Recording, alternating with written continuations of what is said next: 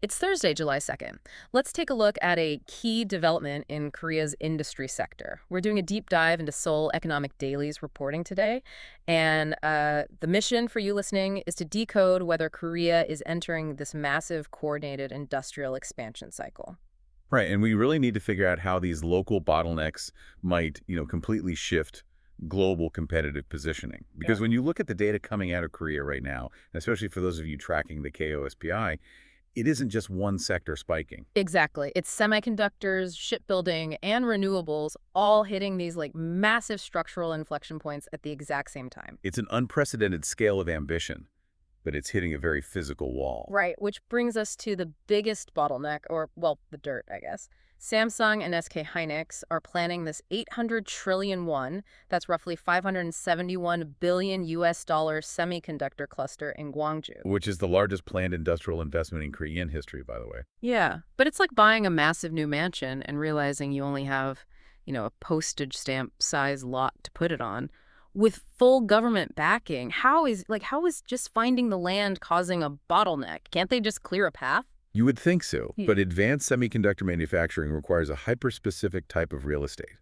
You ever think of a modern fab, less like a standard factory and more like a sprawling, delicate organism? So you can't just throw it in any empty field. No, definitely not. Huh. It needs a massive, unbroken footprint with dedicated veins of specialized water, power, and chemical waste infrastructure already baked into the zoning. Oh, wow. So it's a zoning nightmare. Exactly. Yeah. The government's first choice, the Cheomdan 3 district, well, it only has enough properly zoned industrial acreage to support one of the 4 required fabs. Wait, just one. So they have to find a completely different, much bigger lot. Precisely. And they found one on paper, a former military airbase. It has double the space, level terrain, existing power lines. I mean, it's perfect. There's always a but, right? Always. The problem is that relocating a military base requires coordination between different municipalities.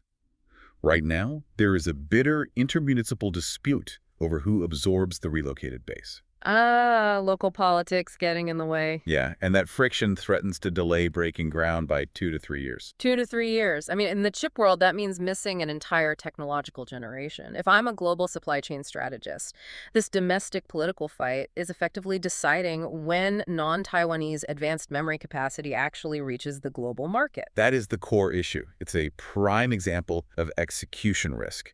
And what's fascinating is how Korea's other major industries are actively engineering their way around these exact types of, physical and bureaucratic bottlenecks. Which perfectly connects to energy and shipping. If the semiconductor industry is stalled looking for land, the energy sector is just bypassing land altogether. Look at HD Korea Shipbuilding. Oh, yeah? They just booked 15.72 billion US dollars in orders for the first half of the year. That's their strongest since 2008. Right. And the mechanism driving that boom is super specific. They are seeing huge demand for FSRUs, which are floating storage and regasification units. Because countries worldwide are desperate to secure liquefied natural gas right now. But building permanent onshore LNG terminals takes years of permitting and zoning. Which is the exact same headache the chip makers are facing in Gwangju. So by ordering these floating terminals, countries can just park them offshore and start pumping gas into their pipelines almost immediately. It's a brilliant workaround. And we're seeing that same drive to bypass red tape playing out in Korea's domestic power grid, too. SK Incorporated just partnered with KKR to launch Korea's largest integrated renewable subsidiary. So they're consolidating all those fragmented cabal assets. Exactly. Historically, those assets were spread across a dozen subsidiaries, creating a mess of duplicated overhead. By rolling them up into one streamlined entity, they can sidestep their own internal bureaucracy. And their goal is massive scaling capacity from 1.7 to 10 gigawatts by 2031.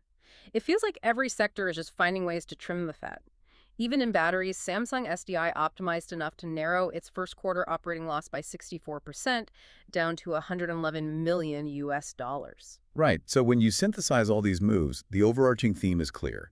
Global demand for Korean industrial output is roaring. The capacity expansions are funded. But the real hurdle isn't the global market at all. No, it's domestic execution, whether that means clearing corporate red tape or resolving local land disputes. Which leaves you with this to ponder. If those local municipal disputes do end up delaying the Gwangju fab by 3 years, how will global equipment suppliers who run on incredibly strict, predictable timelines be forced to completely pair up and rewrite their own global allocation roadmaps? It's a massive question for the entire industry. It really is. That's today's AI PRISM Industry Daily. This episode was produced with AI assistance based on Seoul Economic Daily reporting and reviewed by a human editor.